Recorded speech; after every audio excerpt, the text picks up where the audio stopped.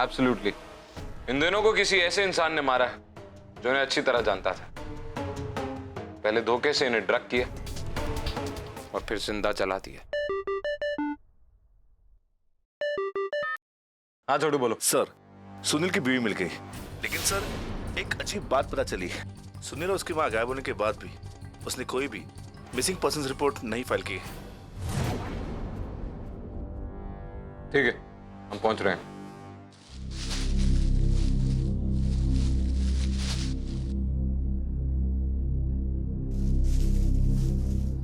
निठल्ला था साहब, ना कुछ करता था ना धरता था। दुकान और घर दोनों मैं ही संभालती थी। तुम्हारी सास? कड़वी। उन दोनों ने मुझे दहेज के लिए बहुत सताया। मर गए अच्छा हुआ, पीछा तो छूटा।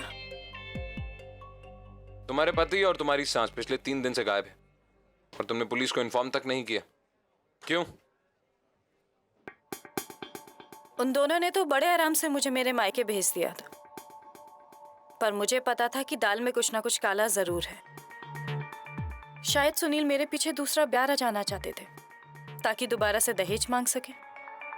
मैंने सुनील के दोस्त माधव को भी फोन किया था कि अगर वो कुछ जानता है तो मुझे बता दे, पर माधव झूठ नहीं बोलता। और सुनील पर मैं रत्ती भर भी भरोसा नहीं करती थी। दोनों बहुत ही लालची थे।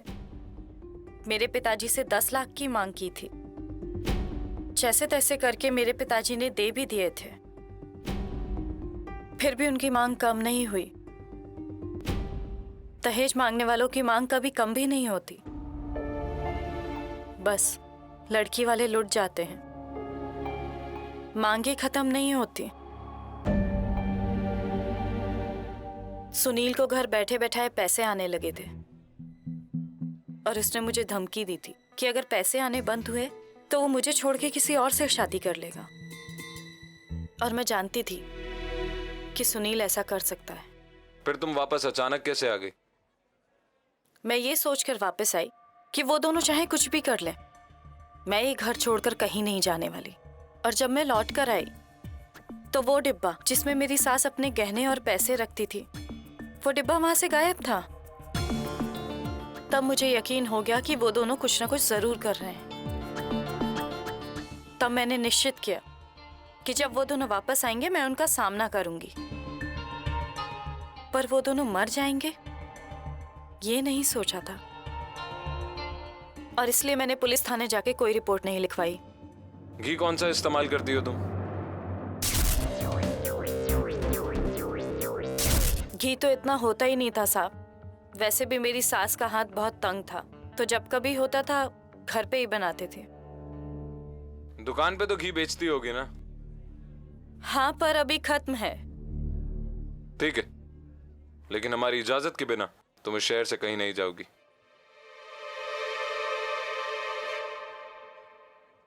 छोड़ू सर, इस माधव के बारे में पता करो। सर वो घी का इस केस से क्या ताल्लुकात है? अगली बार जो केस सॉल्व करना चाहते हो छोटू, उसकी रिपोर्ट ध्यान से पढ़ा करो। पोस्टमार्टम रिपोर्ट के मुताबिक जलाने के लिए उस कातिल ने केरोसिन और घी का इस्तेमाल किया था।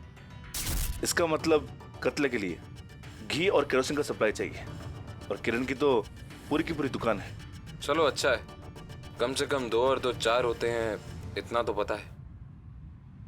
वैसे वो लगती भी कितनी अजीब है। मुझे पता था कि कुछ ना कुछ गड़बड़ जरूर है। छोटू दिमाग पे इतना जोर भी मत डालो। मैंने ये नहीं कहा कि वो कातिल है। उसने हमें सब कुछ सच सच बताया, वो भी बिना डरे। इससे एक बात तो साफ है कि वो फिजिकली और इमोशनली बहुत स्ट्रांग है, और सीरियल किलर्स इमोशनली बहुत वीक होते हैं। किरण के घर से कुछ पता चला? हाँ अर्जुन, मैंने पता किया है। किरण 3 दिन तक वहीं थी, अपने मायके में। उसका घर और उसके मायके के बीच में सिर्फ 2 घंटों की दूरी है। उसने उसके पड़ोसियों को फोन किया था जब उन दोनों की कोई खबर नहीं आई, और उत्तर प्रदेश तो वो कभी गई ही नहीं। मैंने नारायण गांव से मिसिंग लोगों की लिस्ट चेक की है, उसमें से दुर्गा देवी और उसका बेटा दोनों ही मिसिंग है। अर्जुन, वो दोनों घर से बाहर तब गए जब उनकी बहू घर पर नहीं थी, और किसी को कुछ भी नहीं पता। अर्जुन, मरने वाले माँ और बेटे थे, और कोई चीज कॉमन ही नहीं थी। दहेज लेना भी तो कॉमन था। I think Arjun you are right. मुझे यही लगता है कि कातिल उन लोगों को ही मार रहा है जो डाउरी लेते थे। मे बी उसे दहेज की प्रथा ठीक नहीं लगती थी, लेकिन लोगों को इतना ब्रूटली मारना। हो सकता है इस प्रथा की वजह से उसने किसी अपने को खोया, अपनी माँ को या शायद अपनी बहन को। लेकिन इन सब के बीच में एक चीज तो कॉमन है, वो है डाउरी। कातिल नारायण गांव में अपने अगले शिकार की तलाश में। इससे पहले वो उसे ढूंढ के मारे, हमें उसे पकड़ना होगा। दुर्गा देवी के घर से जो डीएनए सैंपल लिए थे उनको इस लाश के साथ मिलाओ।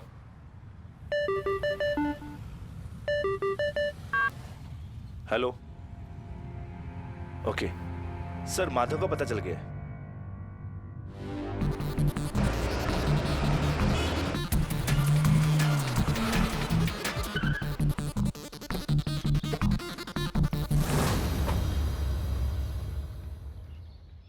सर ये हॉस्पिटल है जहां माधव काम करता है। इन्वेंटरी में इतनी बड़ी गलती कैसे माधव? जी मैं वो बहुत उदास था इसलिए ये भी गलती हो गई। बेटा, मैं जानती हूँ कि तुम अपना काम बहुत अच्छे से करते हो, लेकिन इस तरह की गलतियाँ ये ठीक नहीं है। रोज कुछ ना कुछ गायब होता रहता है। कागज के लिए ब्लू बिन और कॉटन और बैंडेज के लिए वाइट बिन, मालूम है ना? जी मैं तो हमेशा ऐसे ही करता हूँ। चलो ध्यान रखना।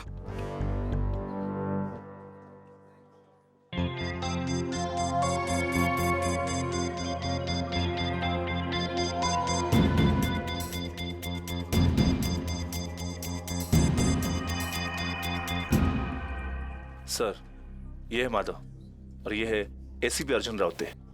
जी नमस्ते। तुम सुनील से आखिरी बार कब मिले थे? यही कुछ 4 दिन पहले, उसके बाद नहीं हुई। वैसे हम मिलते रहते हैं, मैं अपने घर का सामान उसकी दुकान से ही खरीदता हूँ। वहीं से हमारी दोस्ती शुरू हुई। सुनील का उसकी बीवी के साथ कैसा संबंध था और क्या उसने कभी भी तुमसे दूसरी शादी की बात की? जी उनके संबंध कुछ खास ठीक नहीं थे, लेकिन दूसरी शादी के बारे में कभी मुझसे बात नहीं की उन्होंने। तुम यहाँ कब से काम कर रहे हो? नारायण गांव में 2 साल हो गए और उससे पहले 3 साल हरियाणा में। और वहाँ क्या कर रहे थे? यही काम, प्राइवेट नर्सिंग होम में। जब सुनील का कत्ल हुआ उस वक्त तुम कहाँ थे?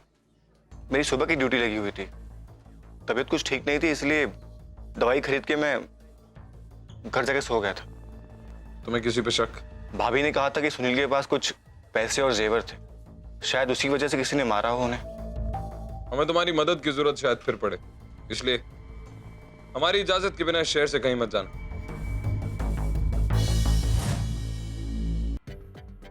कितना ही शातिर क्यों ना हो छोटू, जरूर पकड़ा जाएगा। बस एक सुराग की तलाश है। नारायण गांव से जो औरत गायब हुई, दुर्गा देवी, उसका डीएनए और यूआरएन विक्टिम से मैच करता है। ये आदमी हर काम सोच समझ के करता है, कोई गलती नहीं। चिता सजाते वक्त आसपास की जमीन को गीला करता है और ध्यान रखता है कहीं कोई पैरों का निशान ना छपे। Everything is perfect. Everything is not perfect. कातिल ने गलती की है पर इसे पता भी नहीं है क्या। छोटू सर। इस दुर्गा देवी की बहू को ढूंढो जल्द से जल्द। Right sir. अर्जुन, अगर तुम समझ गए कि कातिल कौन है तो बताते क्यों नहीं? क्योंकि मेरे पास उसके खिलाफ कोई सबूत नहीं है साक्षी। अरे फिर भी बताओ ना। जानना चाहती हो तो चलो। चल एक बात बता, बात तो पक्की है ना? काम हो जाएगा ना? हाँ, काम हो जाएगा, पक्का हो जाएगा। चल ठीक है, तेरे पे विश्वास है भाई। काम हो जाएगा तो मजा आ जाएगा भाई।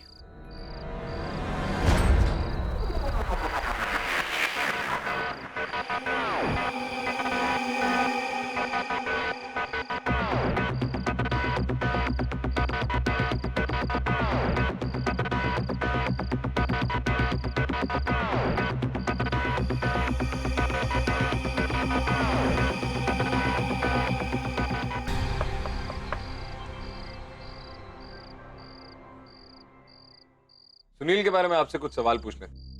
हमें एक सुराग हाथ लगा है, इसलिए इतना लेट आना। कौन है ये? ACP Arjun Raut, emergency task force. Actually Madhav के बहुत ही करीबी दोस्त सुनील और उसकी माँ का बहुत बेरहमी से कत्ल किया गया है। उन्हें किसी ने जिंदा जला दिया। इतना क्रूर और बेरहमी से कौन मार सकता है, उसे ही पता लगा रहे हैं। माधव सुनील का काफी अच्छा दोस्त था, इसलिए इस केस में हमारी आखिरी उम्मीद है वो, इसलिए कुछ सवाल पूछने चला आया।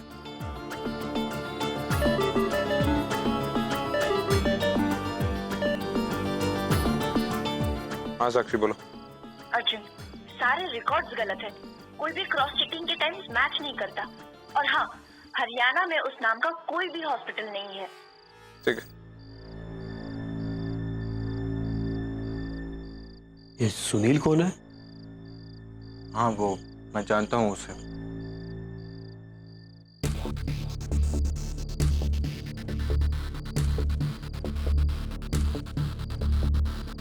एक गिलास पानी मिलेगा? जी।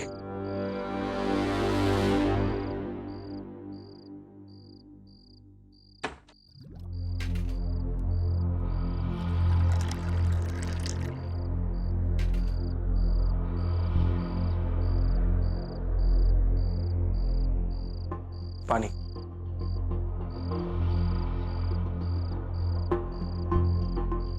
अच्छा मैं चलता हूँ, फिर मिलते हैं। एक मिनट, तुम्हारी शादी हो चुकी है? हाँ हो गई है। तो क्या तुमने कभी अपनी बीवी से दहेज की मांग की? ये कैसा सवाल हुआ? मैंने कोई दहेज नहीं मांगा। बहुत अच्छी बात, क्योंकि कातिल उन्हीं लड़कों को और उनकी मां को निशाना बना रहा है जिन्होंने कभी अपनी बहू से या बहू के घर वालों से दहेज की मांग की। बहुत ही शातिर कातिल है, सब कुछ विधि पूर्वक करता है। चिता सजाता है, चिता पे लाश को सफेद चादर में लपेट के सही दिशा में लेटाता है और उसके बाद विधि पूर्वक ही घी तक का इस्तेमाल भी करता है।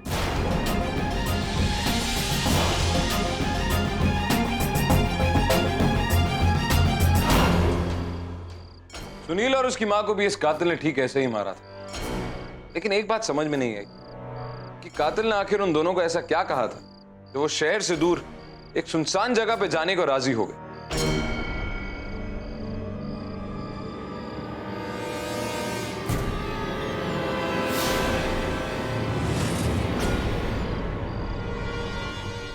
क्यों माधव, क्या बोलते हो?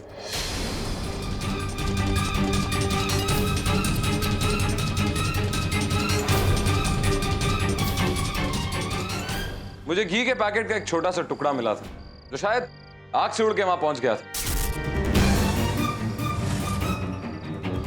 उसके बाद मैं उसके पूरे पैकेट की तलाश में था, जो मुझे तुम्हारे इस किचन में मिला। और तुमने हमसे कहा था कि तुम हरियाणा में काम करते हो। झूठ बोला था तुमने, क्योंकि उस नाम का ऐसा कोई नर्सिंग होम ही नहीं है वहां। तुम इससे पहले उत्तर प्रदेश में थे। तुम्हारा खेल खत्म हुआ माधव।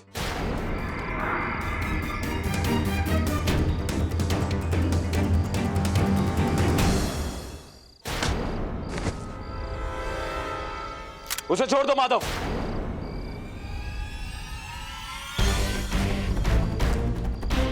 अपनी बंदूक फेंक दो, वरना मैं इस लालची कुत्ते को मार दूंगा।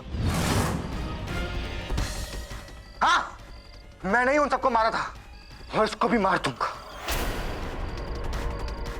नहीं छोड़ूंगा मैं इस कुत्ते को। वैसे भी मैं इसको मारने ही वाला था, लेकिन तुम बीच में आ गए। अगर तुम इसकी खैरियत चाहते हो तो बंदूक फेंक दो। आगे का हर रास्ता बंद है माधव, ये कहानी यहीं खत्म होगी। फेंक दो कुल्हाड़ी। नहीं, तुम बंदूक फेंक दो, वरना सच कह रहा हूं मैं नहीं छोड़ूंगा इसको। रुको,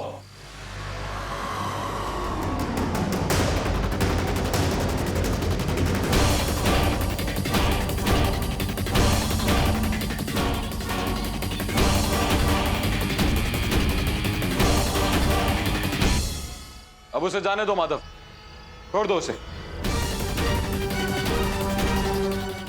पीछे हट जा, वरना मार दूंगा इसको। माधव रुक जाओ,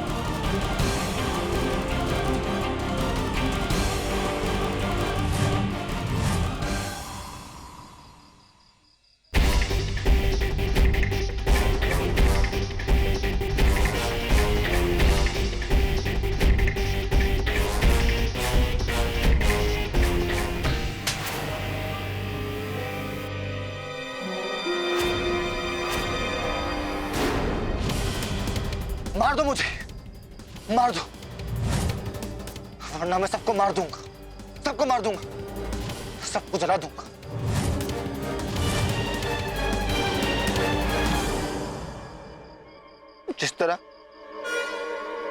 जिस तरह उन्होंने मेरी बहन को जलाया था,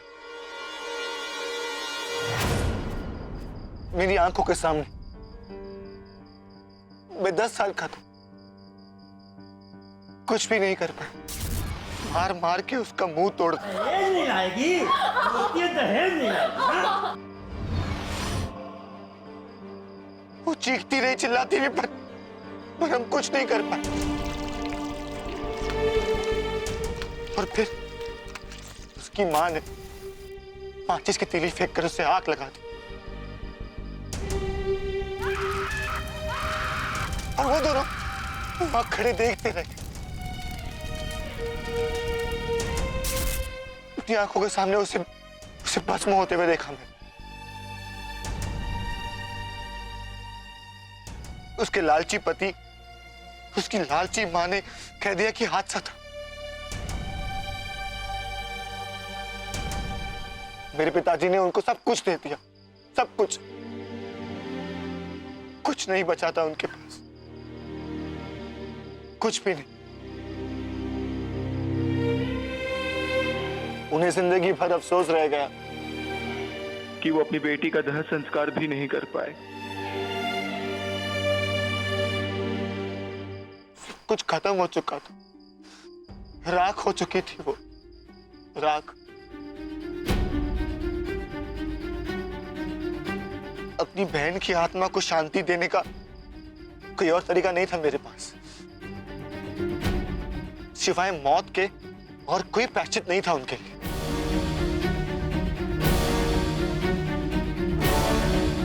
नहीं तो बस उनको सिर्फ मौका दिया प्रायश्चित करने का, बस सिर्फ मौका।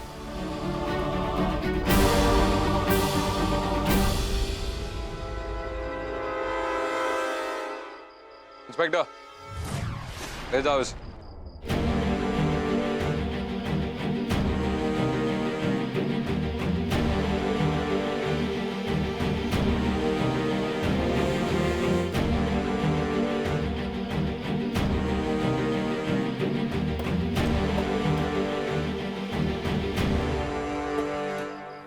थैंक यू साहब, जान बचाने का बहुत बहुत शुक्रिया। मैं तो मर ही जाता। माधव ने मुझे एक मंदिर के बारे में कहा था कि मेरी माँ अगर वहाँ चढ़ावा चढ़ाएगी तो मेरी तनख्वाह चौगुनी हो जाएगी, वो भी 3 दिन में। तो इसके बारे में उसने कहा था कि मेरी पत्नी को मत बताना, नहीं तो काम पूरा नहीं होगा। मैंने तो जाने का पूरा प्रोग्राम बना लिया था साहब। उसने कहा था कि चाचा ने भी ये चढ़ावा चढ़ाया था, हो सकता है कि सुनील के साथ भी कुछ ऐसा ही हुआ हो, शायद इसीलिए आज उसके साथ ऐसा सब कुछ हुआ है। तुम्हारी जान तो बच गई आनंद, लेकिन जो सीख तुम्हें आज मिली है उसे कभी मत भूलना। दहेज मांगना ना सिर्फ गैर कानूनी बल्कि एक सामाजिक अपराध भी है, इसलिए एक बात हमेशा याद रखना, ना दहेज लेना और ना दहेज देना। ठीक है साहब।